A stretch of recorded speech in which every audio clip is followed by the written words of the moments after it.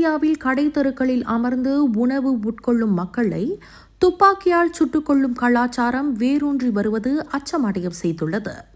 மலேசிய தலைநகரம் கோலாலும்பூரில் உள்ள ஒரு கடை தெருவுக்கு வெளியே நடந்த துப்பாக்கிச் சூட்டில் 2 ஆடவர்கள் மாண்டுள்ளனர்.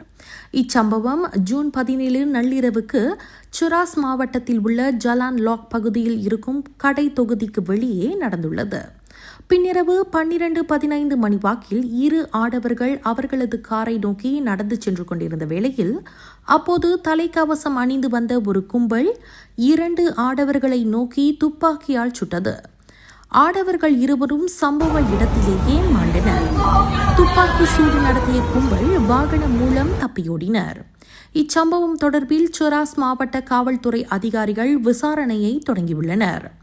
மாண்டவர்களின் வயது 40க்கு மேல் இருக்கும் என்றும் அவர்கள் சிபு சரவாக்கை சேர்ந்தவர்கள் என்றும் அதிகாரிகள் அடையாளம் கூறினர்.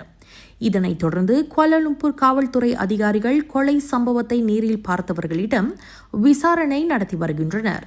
மேலும் கண்காணிப்பு கேமராக்களில் பதிவான காட்சிகளை அவர்கள் ஆராய்ந்து வருகின்றனர்.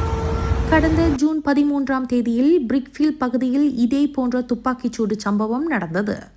அதில் ஓர் ஆடவர் மாண்டார், 2 பேர் பலத்த காயமடைந்தனர். இந்த 2 துப்பாக்கிச்சூடு சம்பவங்களும் இரவு நடமாடும் மக்களுக்கு பாதுகாப்பு இல்லை என்பதுடன் மிகவும் அச்சத்தையும் பதற்றத்தையும் ஏற்படுத்தியுள்ளதும் என்பது குறிப்பிடத்தக்கது.